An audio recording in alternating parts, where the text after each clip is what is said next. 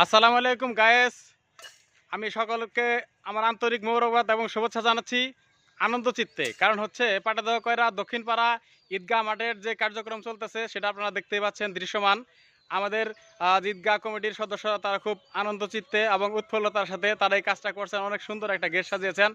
এখানে আপনারা দেখতে পাচ্ছেন সেটা হচ্ছে যে শুধুমাত্র একটা প্যানা বা একটা ব্যানার, এটা বড় কথা না। বড় কথা হচ্ছে যে পাটাদহ দক্ষিণ পাড়া, বিশেষ করে পাটাদহ কয়রা দুই গ্রামের যে মাঝামাঝি জায়গা, পাটাদহ কয়রা দক্ষিণ পাড়া যে এলাকার আমাদের এই সদস্য, এখানে হচ্ছে আমাদের সমাজে 380টা ফ্যামিলি আছে। তা আমাদের সকলের মনে একটা ইচ্ছা ছিল বা আকুতি ছিল যে একটা সময় আমাদের ঈদগাহ মাঠ হবে। ইনশাল্লাহ আমাদের মাঠের কার্যক্রম চলমান।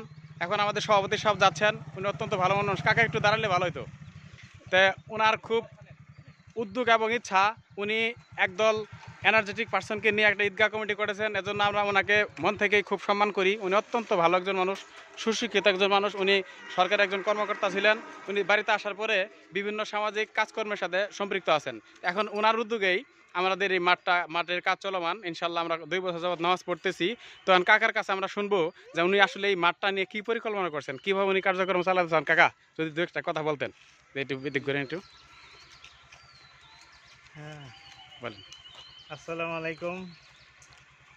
আমি আসলে আমার তো না, এলাকার লোকজন তাদের ইচ্ছা যে এখানে একটা ঈদগাহ মাঠ হোক, জি এবং সেই আলোকে একজন উদ্যোক্তা বা একজন কথা বলার মতো মানুষ, অর্থাৎ পরিচালনা করবে, যে এই ধরনের লোক ওনারা খুঁজতেছিলেন। তা আমাকে কেন পছন্দ করলেন জানি না, আমাকে সবাই বললেন যে আপনি একটু উদ্যোগটা নেন যাতে আমরা এখানে একটা মাঠ করতে পারি।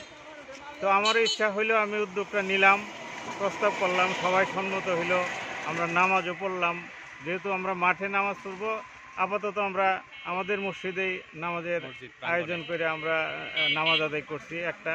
আবার এই বছর আর একটা নামাজ আদায় করার জন্য আমরা উদ্যোগ গ্রহণ করছি এবং প্রস্তুতি নিছি।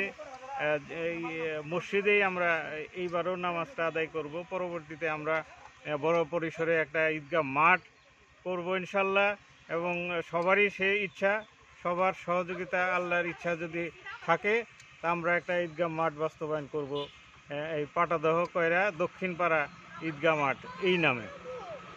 এই আমার প্রত্যাশা, এবং সবার সহযোগিতা, সবার দোয়া, এবং আল্লাহ পাক যদি চান, ইনশাল্লাহ আমরা এটা সফল কাম হবই জি ইনশাল্লাহ। ধন্যবাদ। সবাই শুনতে পাচ্ছেন যে আসলে উনি যে একটা গুরুত্বপূর্ণ কথা বলছেন। উনি বলছেন কি যে উদ্যোগ নেওয়া দরকার। আসলে পৃথিবীতে যতগুলা ভালো এবং বড় কাজ হয়েছে, প্রত্যেকটা কাজটা কিন্তু কঠিন না। কঠিন হচ্ছে উদ্যোগ নেওয়া, কাজটা স্টার্ট করা। যেমন একটা রকেট যখন উ- আকাশের দিকে যায়, সর্বপ্রথম তার সবচেয়ে বেশি ফুয়েল খরচ হয় স্টার্টিং পয়েন্টে, যখন সে উঠতে যায় তখন। তেমনিভাবে উনি একজন আমাদের এনার্জেটিক পার্সন। ওনার যে বয়স ওই অনুযায়ী তার চেয়ে ওনার কিন্তু এনার্জেটিক যে লেভেলটা সেটা হচ্ছে 17 থেকে 18 বছর বয়সী একটা ছেলের মতো। তাই ওনার কথাগুলো খুবই ভালো লাগছে, কারণ আমরাও তার সাথে আছি। এখানে আরেকজনের সাথে আমরা কথা বলবো, সেটা হচ্ছে এইচ রনি সরকার। উনি হচ্ছে আমাদের ঈদগাহ কমিটির সদস্য। উনি কিছু বলবো, আসলে উনি কি বলতে চান দেখি একটু শুনি। না, আসলে আমি বলতে চাচ্ছি যে আহ, আমার বয়স হচ্ছে প্রায় 40 বছর। এই 40 বছর যাবৎ আমি যখন 8 বছর বয়স তখন থেকে মাঠের আমার একটা বুঝমান আসছে যে পাটাদহ কয়রা কেন্দ্রীয় একটা ঈদগাহ মাঠ হবে এরকম শুনি। তো মরহুম জনাব রোকন মাস্টার সাহেব, ওনার মুখ দিয়ে শুনছিলাম যে আমাদের এই মাঠের ব্যালেন্স আছে 80,000 টাকা। তখন আমার জানা মতে 1 বিঘা জমির দাম ছিল 10,000 টাকা। তখন যদি উনি বা ওনাকে সহযোগিতা করা হইতো তাহলে 10 বিঘা জমি বা 8 বিঘা জমি কেনা যেত। কিন্তু আসলে ওনাকে কেন যে সহযোগিতা করা হয় নাই, এই জন্য উনি বাস্তবায়ন করতে পারেন নাই একটা মাঠ আজ পর্যন্ত। তো দেখা যাচ্ছে যে এলাকার মানুষ তারা মসজিদেই নামাজ পড়া শুরু করছে। তো আমরা ভাবলাম যে মসজিদে যদি নামাজ পড়ে তাহলে ওইখানে কেন নামাজ পড়বো, আমাদের মসজিদে নামাজ পড়ি।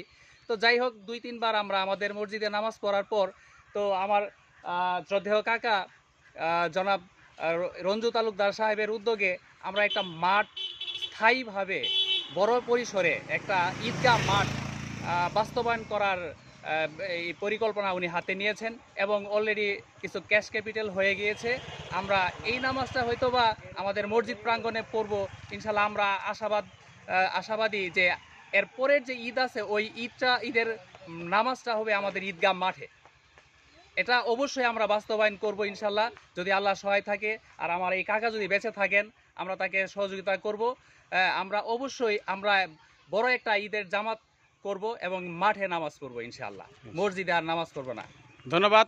দর্শক, আসলে আপনারা জেনে খুশি হবেন যে আমাদের মাঠটা যে শুরু হতে যাচ্ছে সেটা সর্বনিম্ন 3 বিঘা জমিতে শুরু হবে ইনশাআল্লাহ, এবং ভবিষ্যতে প্রয়োজনে তাগিদে আরও বড় হবে। সেজন্য এ পর্যায়ে আমরা যে ঈদগাহ এবার নামাজ পড়বো এই আমাদের যে মসজিদ প্রাঙ্গণে, সেটাকে সাথে আমরা নিয়ে যাবো। এখন ক্যামেরা নিয়ে যাচ্ছি মসজিদ প্রাঙ্গণে, সাথেই থাকুন।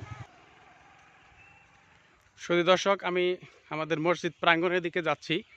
এটা আসলে একটা মাঠ না, ঈদগাহ মাঠ তো না, এটা হচ্ছে একটা মাঠের প্রতিচ্ছবি। যে আমরা যে ইনশাল্লাহ এখানে নামাজ পড়া শুরু করেছি সেটা একটা বড় একটা মাঠ হবে ভবিষ্যতে, এটার প্রতিচ্ছবি। খুব তাড়াতাড়ি সর্বোচ্চ 1.5 থেকে 2 বছরের ভিতরে ইনশাল্লাহ আমাদের একটা বড় মাঠ হয়ে যাবে।